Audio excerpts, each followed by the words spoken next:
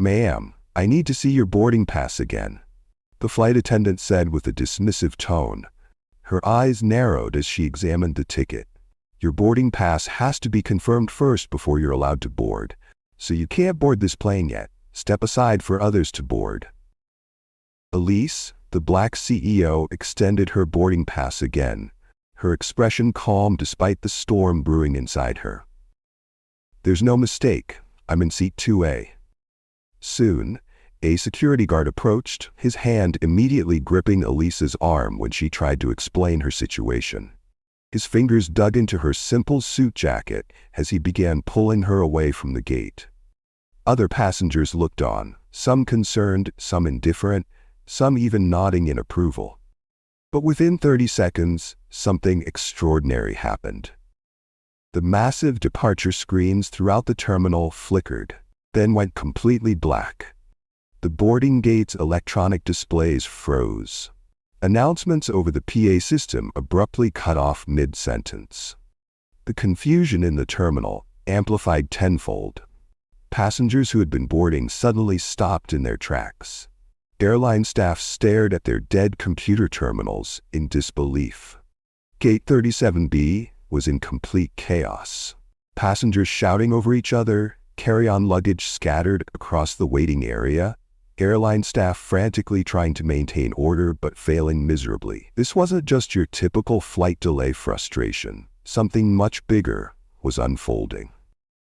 This story gives the biggest karma that happens when a woman that was thought to be nothing and denied boarding the plane powerfully revealed who she was and made the airline regret their decision. Have you ever been discriminated against at the airport? Share your experience in the comments. And if you stand against prejudice and injustice, hit that subscribe button right now. Type justice in the comments and tell us where you're watching from. Because this story of justice is just getting started. So who exactly is Elise Washington, and how did she become powerful enough to bring an entire airline to its knees? Elise's journey to becoming one of America's most influential tech CEOs is nothing short of extraordinary. Unlike many tech executives with privileged backgrounds and elite connections, Elise came from absolutely nothing. Her mother worked 3 jobs to keep a roof over their heads in a neighborhood where success stories were few and far between. At 16, Elise was already showing remarkable talent with computers. While other teenagers were hanging out at the mall, she was fixing broken electronics from pawn shops and teaching herself to code on a second-hand computer her high school teacher had salvaged for her. This wasn't just a hobby, this was survival. By 17, she was making enough money repairing computers for local businesses to help her mother pay rent. But the road was never easy. When she applied to college despite perfect SAT scores, she was waitlisted at every top tech school she applied to. When she finally did get into Northwestern on a partial scholarship, she had to work 2 jobs while carrying a full course load. After college, the pattern continued. At her first tech job, she watched as her white male colleagues with less experience were promoted above her. When she created an innovative scheduling algorithm that saved the company millions, her manager took credit for it. When she spoke up, she was labeled difficult and not a team player. But Elise doesn't break, she builds. Instead of fighting a system designed against her success, she created her own system. At 28, she mortgaged everything she owned to start Nexus Technologies. The company's first office, her studio apartment. Her first employees, 3 fellow graduates who believed in her vision enough to work for equity when she couldn't afford salaries. 15 years later, Nexus Technologies employed over 5,000 people globally, reported profits of $1.2 billion. Elise Washington wasn't just successful. She was a force of nature who transformed an industry.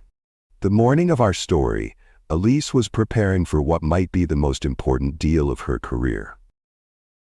In her penthouse apartment overlooking Central Park, she packed lightly for her trip to Singapore. The Global Tech Innovation Summit wasn't just another conference. It was where Elise would deliver the keynote address that would secure a $500 million investment from the Singapore Sovereign Wealth Fund. This investment wouldn't just expand Nexus Technologies, it would fund their most ambitious project yet. But unlike many executives who travel with an entourage, Elise preferred traveling alone on long international flights. It gave her time to think, to prepare, to strategize. For the 20-hour journey ahead, she dressed simple, comfortably but professionally. Black trousers, a silk blouse, and a tailored blazer she could remove during the flight. Her only luxury was a pair of handcrafted leather loafers. What Elise didn't know as she headed to the airport that morning was that her path would cross with Bradley Winters, CEO of SkyGlobe Airlines, a man whose leadership was driving his company straight into the ground. SkyGlobe Airlines was once the pride of American aviation. Founded in the golden age of air travel, it had built its reputation on luxury service and exclusive experiences. Their slogan, "The Sky's Elite," had once represented aspiration. Now, under Bradley Winters' leadership, it had become something else entirely. At 68, Bradley Winters was a third-generation airline executive. His grandfather had founded SkyGlobe, his father had expanded it, and Bradley had inherited the CEO position almost as a birthright. With silver hair always perfectly coiffed and bespoke suits from London tailors, Bradley looked the part of the distinguished executive. But appearances can be deceiving. That morning, Elise's town car pulled up to the departures terminal. She tipped the driver generously. Rolling her carry-on behind her, she entered the terminal, unaware that this routine business trip was about to become anything but routine. Her day of frustration began the moment she stepped through the revolving doors of LaGuardia's Terminal B. Having flown first class hundreds of times before, she approached the premium check-in area, a separate section with plush carpet, minimal lines, and staff trained to cater to SkyGlobe's highest-paying customers. But before she could even reach the counter, the gate agent intercepted her. "Economy check-in is that way, ma'am," the agent said with a dismissive gesture toward the long, snaking line where dozens of passengers waited. Elise paused, took a controlled breath, and politely responded, "I'm flying first class to Singapore." She held up her digital boarding pass on her phone as evidence. The agent barely glanced at it. "Economy check-in is that way," she repeated, this time with visible impatience.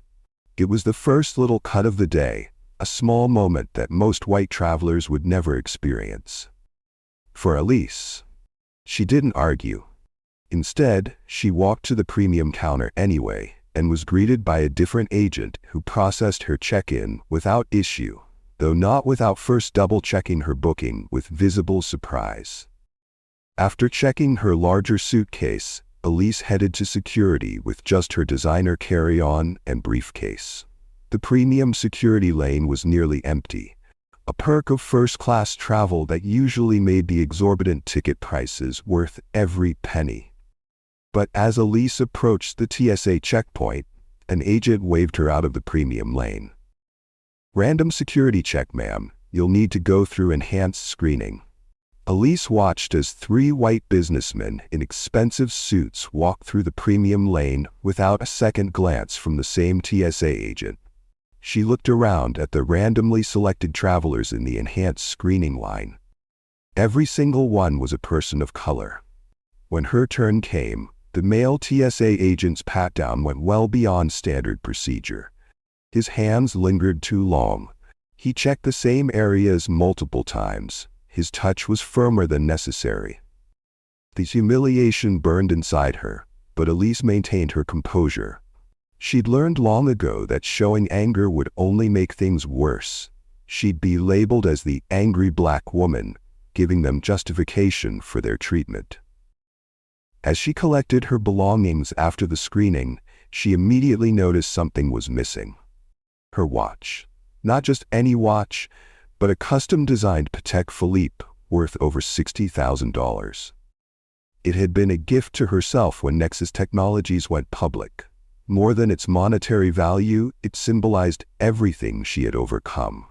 "Excuse me," she said to the TSA agent. "My watch is missing." The agent barely looked up. If it was there, it would have come through. It was there. I placed it in the bin myself. What followed was 15 minutes of Elise insisting on reviewing security footage while agents suggested she must have forgotten her watch at home. Finally, after she refused to move and threatened to call her attorney, a supervisor miraculously found the watch in a separate bin, one that Elise had never used. By the time she reached Gate 37B, boarding for her flight to Singapore had already begun. Despite the delays at security, she still had plenty of time to board. First-class passengers are typically boarded first or given the option to board at their convenience. As she approached the first-class boarding lane, a gate agent named Meredith, her name tag clearly visible, looked at Elise with immediate suspicion. "Excuse me, ma'am, this lane is for our first-class passengers only." Elise held up her boarding pass once again. "Yes, I'm aware. I'm in seat 2A. Meredith took the boarding pass and scrutinized it as though it were written in a foreign language. She frowned, then looked up at Elise with obvious disbelief. "One moment, please." She picked up a phone and spoke in hushed tones, occasionally glancing up at Elise with narrowed eyes. By now, several passengers had begun to notice the interaction. A supervisor approached, a man in his late 50s with a permanent scowl etched into his face. His name tag read, Richard Bronson, Customer Service Supervisor. "Is there a problem here?" he asked, directing his question to Meredith rather than to Elise. "She says she has a first-class ticket," Meredith replied, emphasizing the word says, as though Elise's claim was dubious at best. Richard took the boarding pass and eyed Elise from head to toe, taking in her comfortable but clearly expensive travel attire. "Ma'am, are you aware that first-class tickets on international flights are very expensive?" The question hung in the air, its implication clear to everyone within earshot. A few nearby passengers snickered. Others looked uncomfortable but said nothing. Elise's expression didn't change. "We'll need to verify your ticket. There seems to be some kind of irregularity." He stressed the last word as though he'd caught her in the act of fraud. "What irregularity?" Elise asked. "I'll need to see additional documentation. Passport, credit card used for purchase, and company authorization for the expenditure." This was not standard procedure. This was not required of other passengers. This was harassment disguised as security protocol. By now, several passengers had their phones out, recording the interaction. One older white woman muttered audibly, "Just show your papers if you have nothing to hide."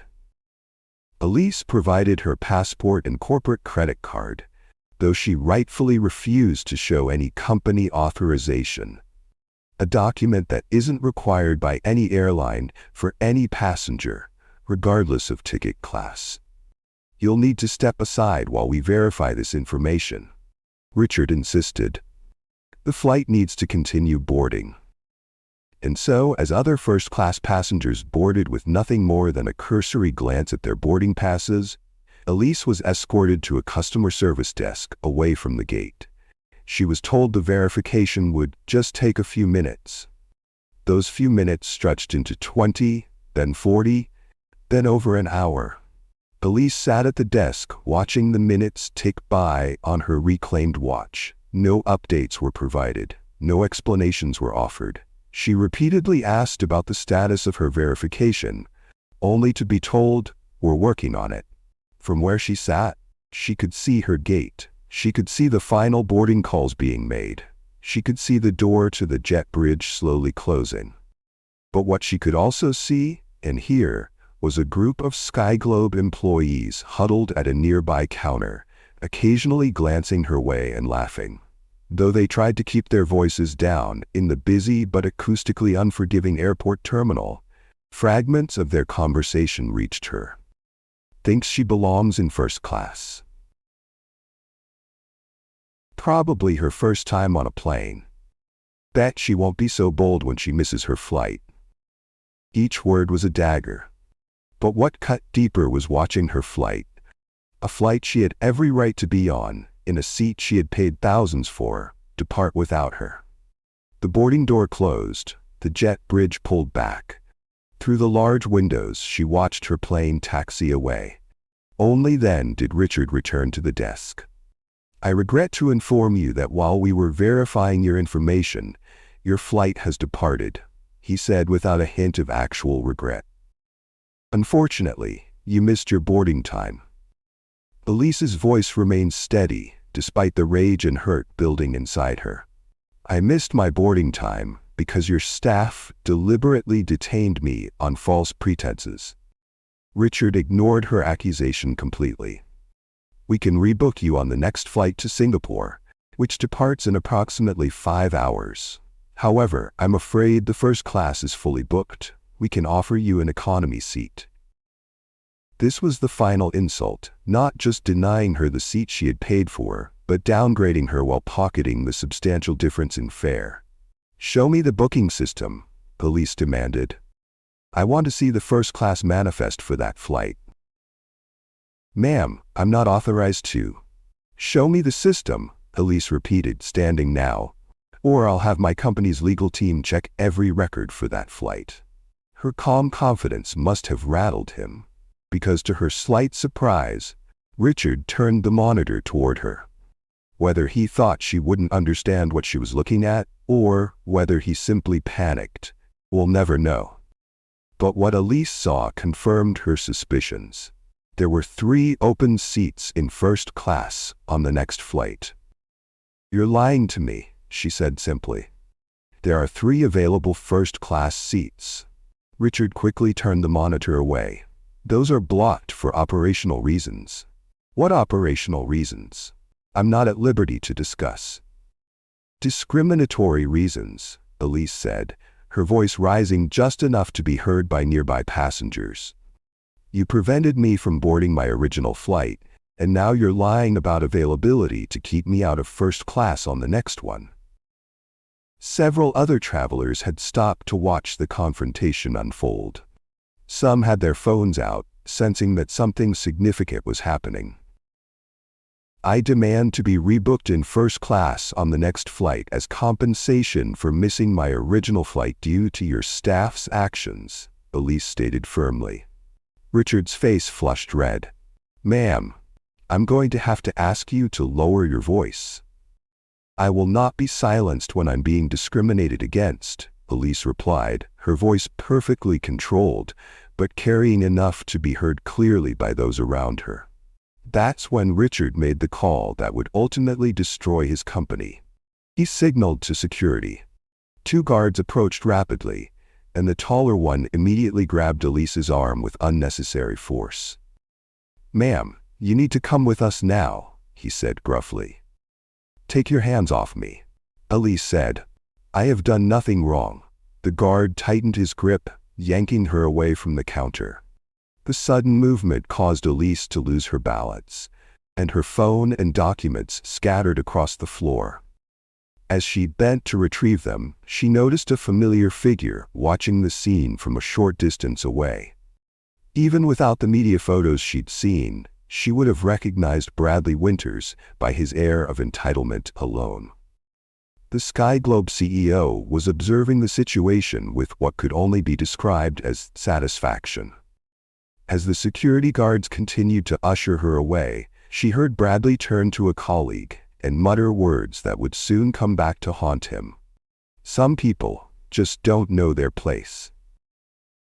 It was at that precise moment, as she was being forcibly escorted through the terminal while other passengers stared and whispered, that Elise's phone rang. What would you do if you were in Elise's shoes? Would you have agreed to board the next flight in economy, or would you stand your ground to remain in first class? Share your thoughts in the comments below, and don't forget to hit the subscribe button now to not miss these stories. Elise Washington carefully gathered her scattered documents from the floor, her movements deliberate and unhurried, despite the security guards looming over her. Her phone continued to ring, the custom ringtone indicating it was Marcus Chen, her chief strategy officer. This wasn't a call she could ignore, even in the midst of chaos. "I need to take this," she said to the guards, her tone making it clear this wasn't a request. Elise stepped slightly aside, maintaining eye contact with the security personnel to ensure they didn't attempt to physically remove her again. "Marcus," she answered, her voice immediately shifting to her business tone. "What's the status?"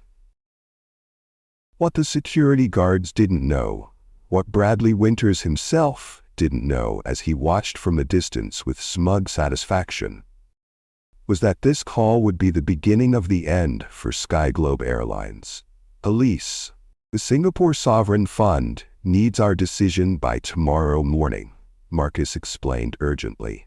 "They need to know which airline we're recommending for the global corporate contract before they finalize the acquisition paperwork." And here was the first revelation that would change everything. Her company wasn't just a client of various airlines. They were conducting the final evaluation for a global corporate contract worth $3.7 billion over 5 years. Whichever airline secured this contract would provide exclusive travel services for over 40 multinational corporations within the Nexus Technologies partner network. SkyGlobe had been on the shortlist, along with 2 other major carriers. Elise's flight today was supposed to be the final evaluation of SkyGlobe's international first-class service, a test they had just catastrophically failed without ever knowing they were being tested. "I've seen enough," Elise replied, looking directly at Bradley Winters as though he could hear her. "Remove SkyGlobe from consideration immediately. Draft the recommendation for Singapore Airlines instead." But Marcus had more urgent news. "There's another issue, Elise. The market is getting nervous about our position in SkyGlobe.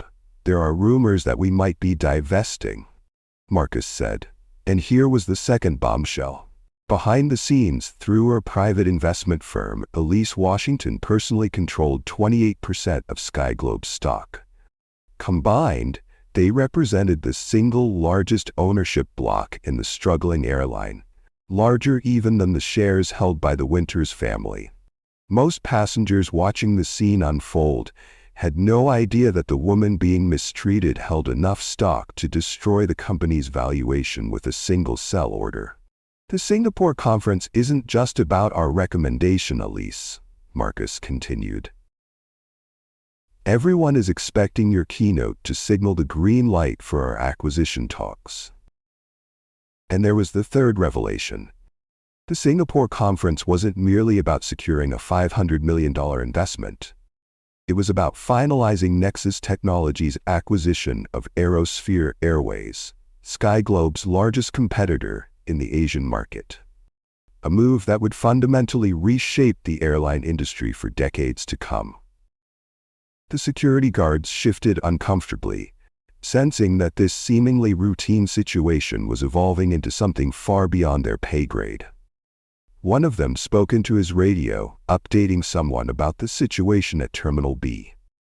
Elise's mind worked with the calculating precision that had made her a legend in the tech industry. In less than 10 seconds, she had formulated a plan that would deliver both justice and a powerful business lesson. "Marcus, I need you to do something right now. Contact our legal team and activate our voting shares. Call for an emergency board meeting of SkyGlobe Airlines, today, not tomorrow. Cite shareholder concern over discriminatory practices and potential civil rights violations." She paused, watching Bradley Winters, who was now engaged in what appeared to be an increasingly heated conversation with Richard Bronson, the supervisor who had denied her boarding. "And Marcus, execute Plan Delta." Plan Delta wasn't just a dramatic phrase she had invented on the spot for effect. It was a strategy developed years ago for situations exactly like this, when discrimination threatened not just her dignity but the integrity of her business operations. As Elise ended the call with Marcus, she immediately placed another to her CFO, then her legal counsel, then the head of her PR team. Each conversation lasted less than 30 seconds. Each set in motion a different aspect of her response.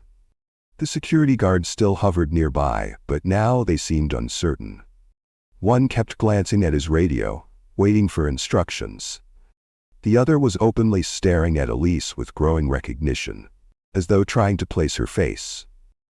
Across the terminal, Bradley Winters was now gesturing angrily in Elise's direction while speaking to an airport police officer.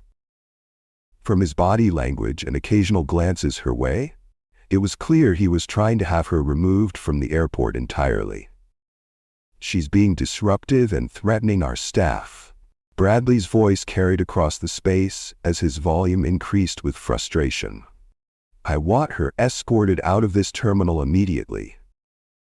Unfortunately, a small group of passengers, the same ones who had been recording the confrontation earlier, began to vocally support Bradley's demand. "Get her out of here." A middle-aged man in a golf shirt called out, "Some people don't know how to behave in public." "She's holding up everyone else," a woman added. And then the ugliest comment of all, shouted by a red-faced man who seemed emboldened by the growing hostility, "Go fly with your own kind." The naked racism hung in the air, shocking even some of those who had been quietly judgmental before. A few passengers looked down, uncomfortable with the explicit hatred now on display. Others moved away, not wanting to be associated with such blatant bigotry. But something unexpected happened when the airport police officer approached Elise. Instead of immediately moving to escort her out, he hesitated. His eyes widened slightly with recognition. "Miss Washington?" he asked quietly. "Elise Washington from Nexus Technologies?" The officer, whose name tag read Officer James Taylor, had recognized her from a recent cover feature in Business Weekly magazine, highlighting the most influential Black executives in America. "You were just on the cover of Business Weekly," he continued, keeping his voice low. "My daughter did her school report on you last month. She wants to be a software engineer because of you." This small moment of recognition, of being seen as who she truly was, rather than what biased assumptions made her out to be, changed her reaction. Officer Taylor positioned himself subtly between Elise and the increasingly hostile group of passengers. It wasn't obvious, but he had made a choice about whose safety he was prioritizing. And then it began. Throughout the terminal, the electronic departure boards flickered. The screens showing CNN Airport Network in the waiting areas momentarily went black, then returned with breaking financial news. The chyron at the bottom of the screen told the story. Breaking: SkyGlobe Airlines shares drops amid rumors of major shareholder sell-off. Travelers throughout the terminal began to notice, pointing at the screens and murmuring to each other. Some pulled out phones to check their investment apps. The atmosphere in Terminal B subtly shifted as the financial drama began to overshadow the personal one. On the screens, financial analysts were already speculating about the cause of the sudden stock movement.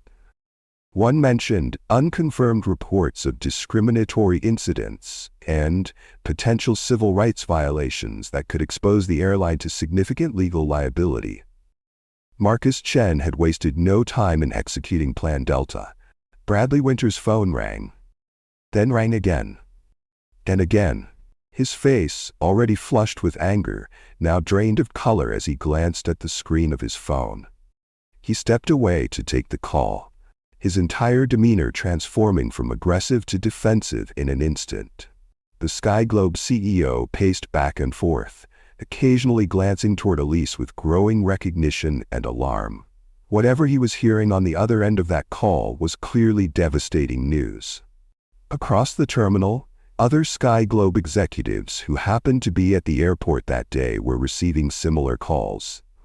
The panic spread visibly among staff as word traveled through hushed whispers and wide-eyed glances. Then, a new commotion at the terminal entrance drew attention.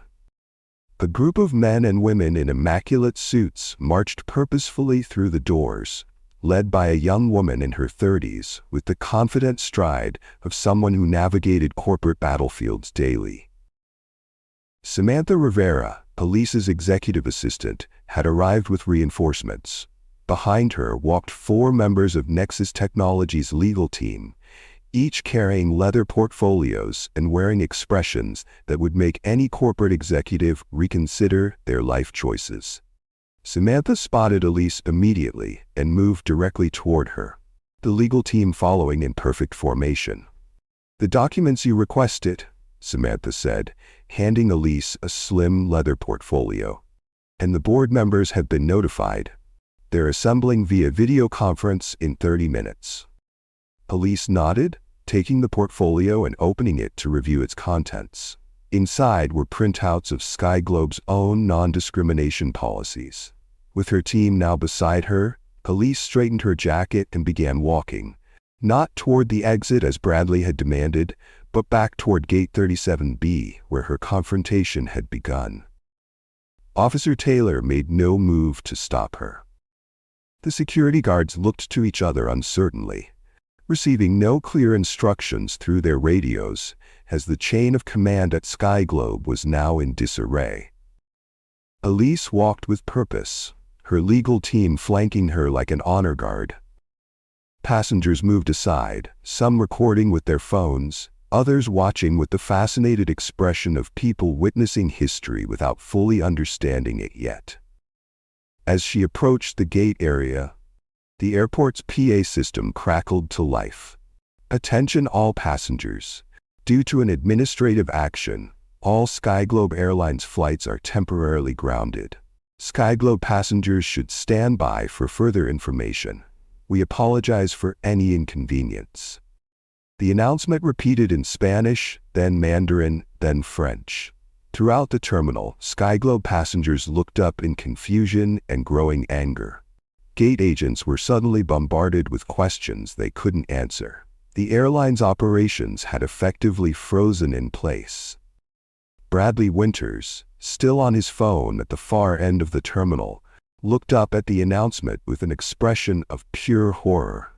In that moment, he finally connected the dots between the woman his staff had discriminated against and the financial catastrophe now unfolding around him.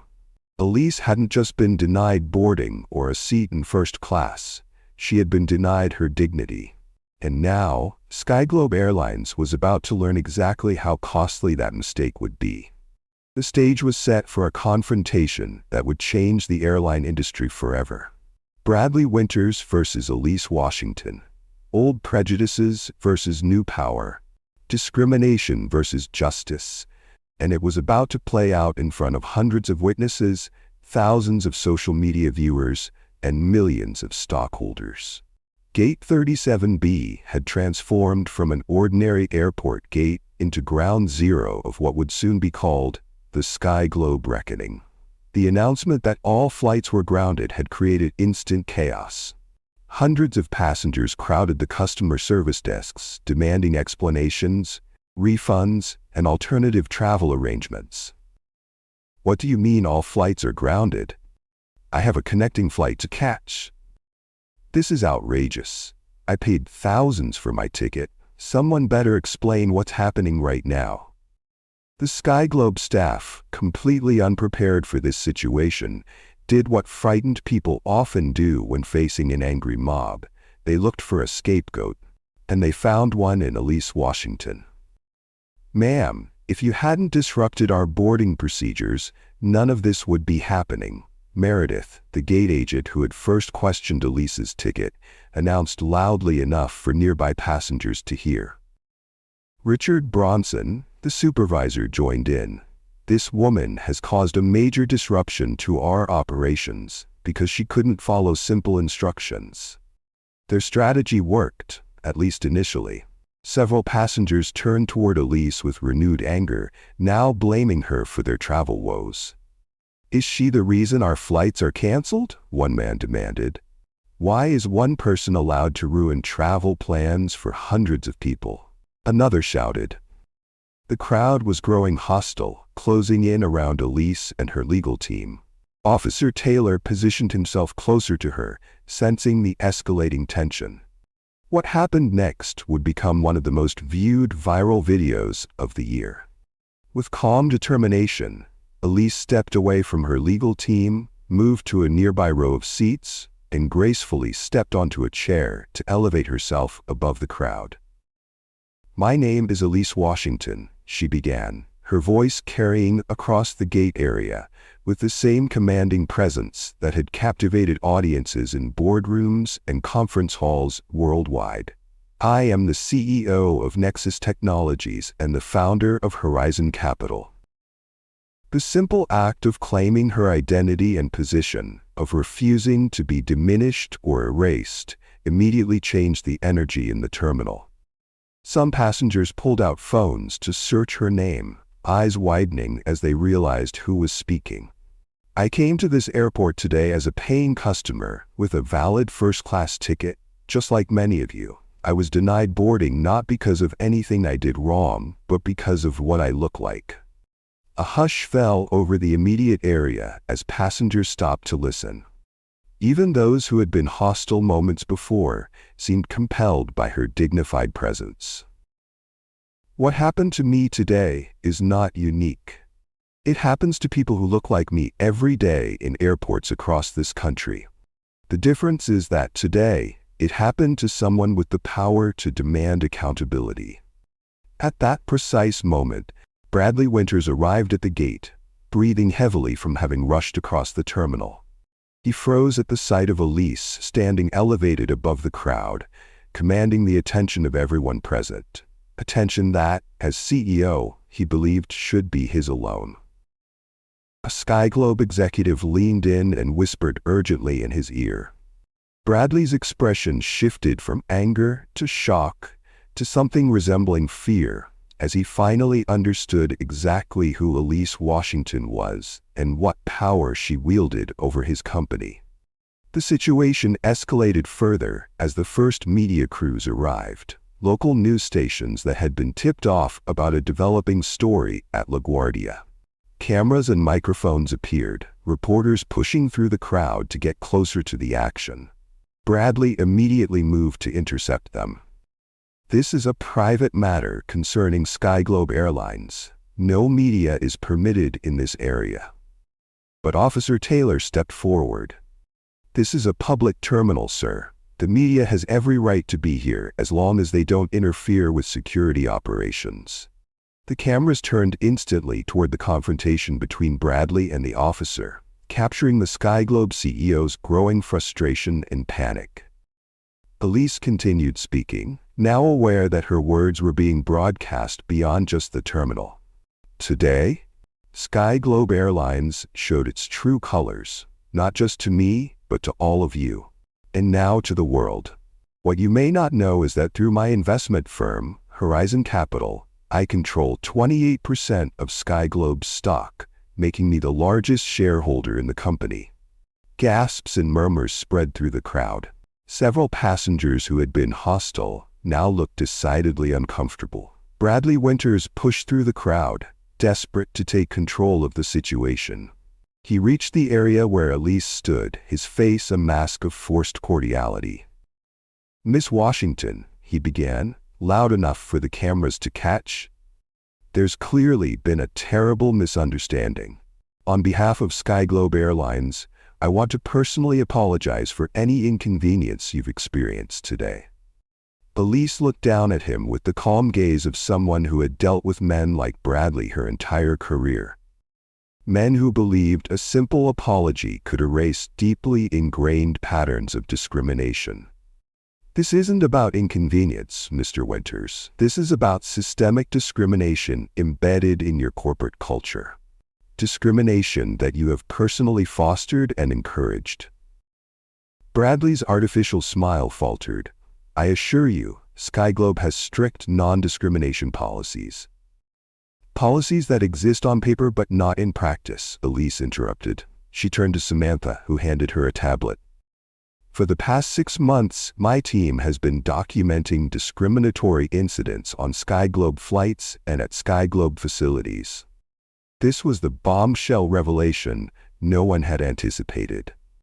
On the tablet, Elise pulled up a report with dates, times, and details of dozens of incidents, complete with photographic evidence and testimony. I set mystery shoppers on your airlines, people of different races, religions, and backgrounds, all traveling with identical tickets and itineraries. The disparities in how they were treated are not just disturbing, they're legally actionable. Bradley's face had gone from red to pale as the implications sank in. Camera crews pushed closer, capturing every moment of his visible distress. "Miss Washington?" He tried again, lowering his voice. "Perhaps we could discuss this privately. I'd be happy to offer you our corporate jet to Singapore, and we can discuss compensation for today's unfortunate events." Elise's response was measured but firm. "Today wasn't unfortunate, Mr. Winters. It was inevitable. When you build a corporate culture on exclusion rather than inclusion, when you dismiss diversity initiatives as PR stunts, when you tell your colleagues that some people don't know their place, this is the result." Bradley's eyes widened at hearing his own words quoted back to him. "You couldn't possibly have heard." "I heard everything," Elise stated simply. "And more importantly, I've been listening to your passengers, your employees, and the communities you claim to serve." As if on cue, a middle-aged black woman stepped forward from the crowd. "I've been flying SkyGlobe for 15 years as a business traveler," she said, her voice shaking slightly. "I've been randomly selected for additional screening every single time. Every time." An elderly Asian man joined her. "They made me change seats last month because a white passenger didn't want to sit next to me. The flight attendant said it was to make everyone comfortable." One by one, passengers began sharing their own experiences of discrimination on SkyGlobe flights. Each story built upon the last, creating a damning portrait of a company culture rooted in bias and exclusion. Meanwhile, the passengers who had earlier hurled racist comments began to quietly edge away from the scene, clearly hoping to escape before being identified. But in our age of smartphones and social media, nothing remains hidden for long. Several onlookers had recorded their earlier comments, and these videos were already circulating on Twitter and Instagram, complete with hashtags identifying them. Elise let each person speak, giving weight and validation to experiences that had too often been dismissed or denied. When they finished, she addressed not just the crowd at Gate 37B, but the growing audience watching live streams across the world. "Discrimination isn't just morally wrong, it's bad business," she said. SkyGlobe Airlines has been losing market share for 8 consecutive quarters because it refuses to acknowledge that the world has changed. Today's consumers expect better. They demand better, and they deserve better. She turned directly to Bradley. "I came here today not just as a passenger, but as someone evaluating your airline for a potential $3 billion corporate contract for international business travel. I was also considering a full acquisition of SkyGlobe to expand Nexus Technologies' transportation division." Bradley Winters looked as though he might collapse on the spot. The potential deals she mentioned represented the lifeline his struggling airline desperately needed. A lifeline he had just watched slip away due to his own company's discriminatory practices. "But based on what I've experienced and documented," Elise continued, "I cannot in good conscience recommend SkyGlobe to my partners or consider it for acquisition. Not without fundamental changes to its leadership and culture." By now, the confrontation had become the top trending topic on social media. #SkyGlobe Reckoning and Elise Washington were trending worldwide. The live streams had hundreds of thousands of concurrent viewers, all watching as decades of discriminatory airline practices were being exposed in real time. The situation escalated further when 3 members of Sky Globe's board of directors arrived at the terminal, having been alerted to the crisis. They approached with visible alarm, clearly recognizing the catastrophic damage being done to the company's reputation and stock value with each passing minute. Ms. Washington, the lead director, said, "We understand your concerns and take them extremely seriously. We would like to convene an emergency board meeting immediately to address these issues." Elise nodded. "That's exactly what I called for an hour ago." The group moved toward a private airport lounge that had been hastily secured for the impromptu board meeting. As Bradley Winters followed, visibly shaken, cameras tracked his every move. The difference between his confident swagger earlier and his current defeated posture told the entire story without a single word. Inside the airport's premium lounge, now cleared of other passengers, Sky Globe's board members assembled physically and virtually. Large screens showed the faces of directors who couldn't be present in person, but had joined via video conference. Every one of them wore expressions of grave concern. Elise and her legal team laid out their evidence methodically and devastatingly. The documentation was incontrovertible. Emails from Bradley dismissing diversity concerns, statistics showing patterns of discriminatory treatment, testimony from former employees about explicit directives to treat certain passengers differently than others. As the presentation continued, Bradley's breathing became labored. He loosened his tie, his face flushing an alarming shade of red. Sweat beaded on his forehead despite the lounge's cool temperature. Halfway through the presentation of evidence, as Elise was explaining how discrimination had cost Sky Globe 3 major corporate accounts in the previous year, Bradley suddenly clutched his chest and collapsed into his chair. I can't, he gasped before slumping sideways. The room erupted in panic. "Is there a doctor?" someone called out. Without hesitation, Elise took charge. "Call an ambulance immediately," she directed one of the board members. Then she loosened Bradley's tie completely and helped move him into a recovery position on the floor. It was a striking image. The woman who had every reason to despise this man was now the one ensuring he received proper care in his moment of crisis. Even as Bradley Winters faced the consequences of his actions, Elise Washington demonstrated the compassion and humanity he had denied to so many others. The paramedics arrived within minutes, quickly determining that Bradley was experiencing symptoms consistent with a severe panic attack, coupled with extreme stress reaction. Not a heart attack, as initially feared. As they prepared to transport him to the hospital, he looked up at Elise with what appeared to be genuine shock at her intervention on his behalf. With Bradley on his way to the hospital, the board meeting reconvened. The directors, now fully aware of the magnitude of the crisis facing their company, moved quickly to damage control. After less than 30 minutes of deliberation, the board chairman announced their decision. The airline had been shut down due to Elise pulling out her shares.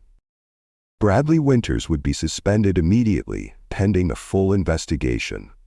And an interim CEO would be appointed from outside the current executive team to ensure impartiality and help the airline build up again. Furthermore, the board unanimously approved the formation of an independent committee to investigate discriminatory practices throughout the organization and recommend comprehensive reforms. They requested that Elise's team share their full documentation with this committee. As the meeting concluded, the board chairman addressed Elise directly.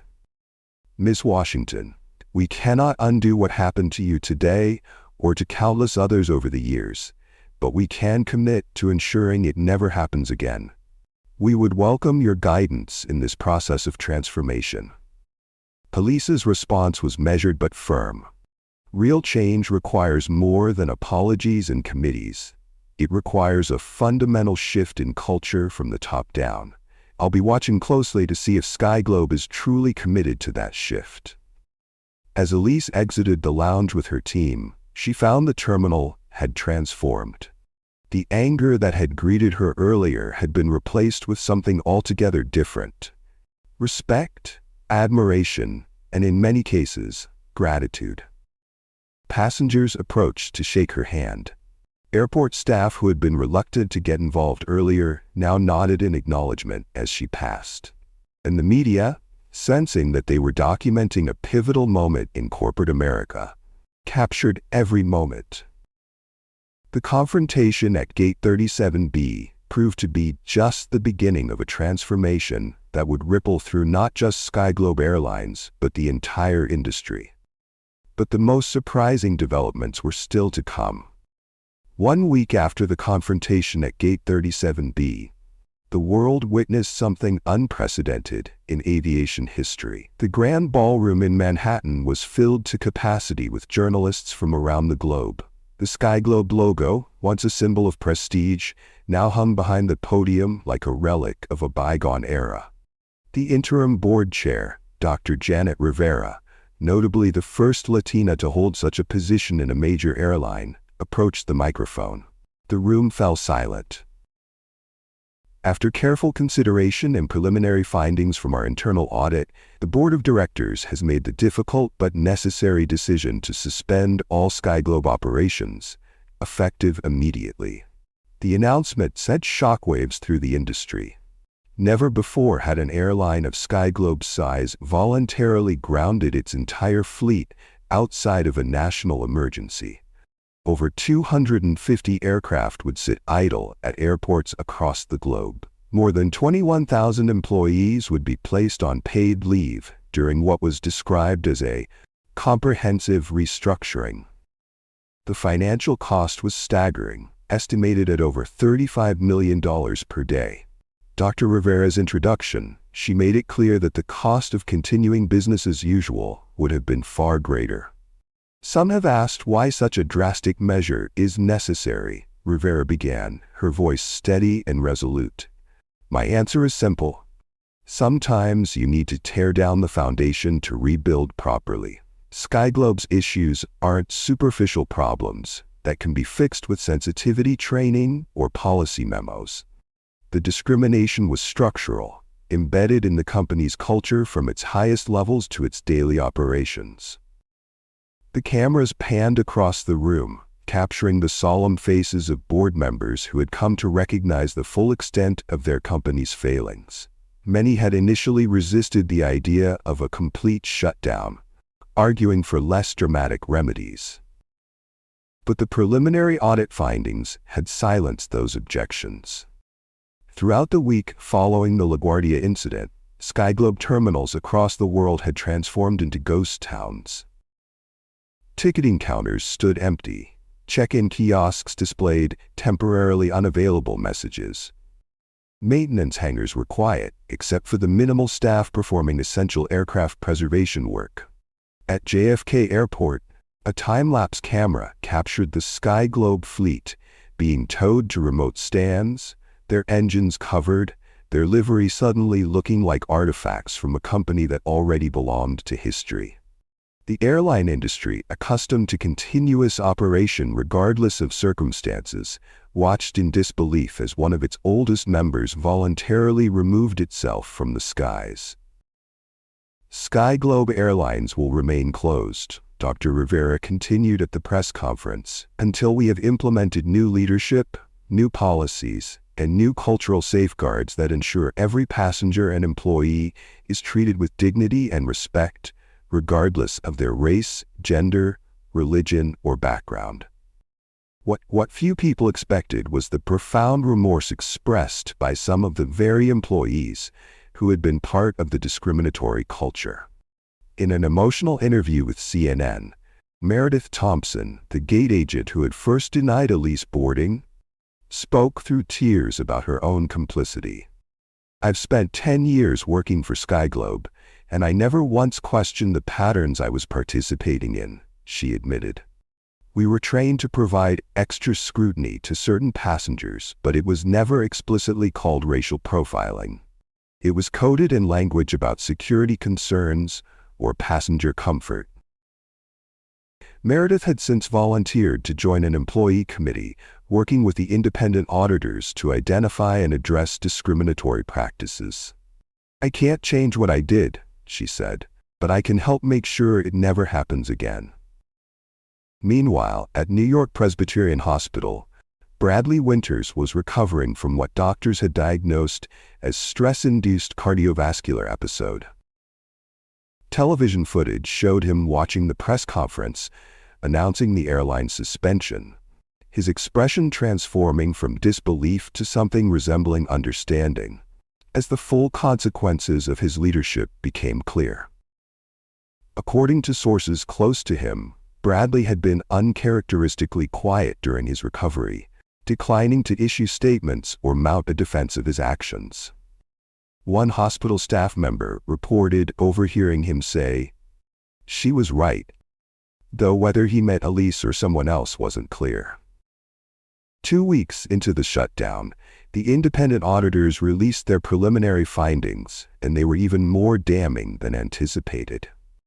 The impact extended far beyond SkyGlobe. Within days of the audit's release, competing airlines began announcing their own diversity initiatives, clearly fearing similar scrutiny. United Airlines launched a comprehensive review of its customer service practices. Delta established an independent oversight committee for discrimination complaints. American Airlines announced mandatory anti-bias training for all staff. "What we're seeing," noted aviation industry analyst Maria Chen, "is an unprecedented moment of self-examination across the entire airline industry. The SkyGlobe incident has forced every carrier to confront practices they've ignored or denied for decades." 3 months after the LaGuardia confrontation, the transformation of the aviation landscape was evident.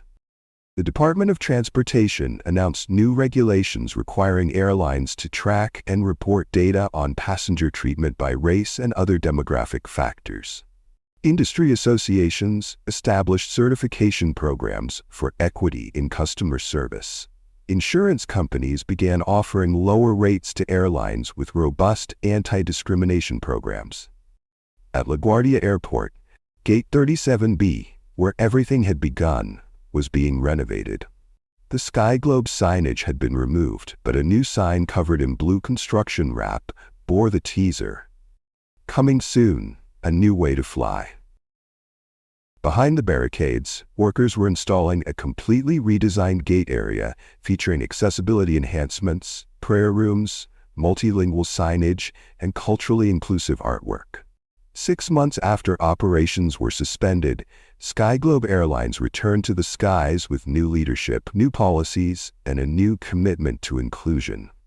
Their first flight, symbolically from New York to Singapore, was piloted by Captain Diane Rodriguez, the airline's first Latina chief pilot. Serving as lead flight attendant was Michael Chen, who had previously filed a discrimination suit against the airline but had returned under the new management. And while Bradley Winters never returned to the aviation industry, sources reported that he had begun volunteering with community organizations focused on economic opportunities for minority youth. A surprising epilogue to a career defined by exclusion rather than inclusion. The airline industry would never be the same. And it all began because one woman refused to accept being denied her rightful boarding and seat. If this story moved you, like and hit that subscribe button right now and share to others so they can learn too. See you in our next story.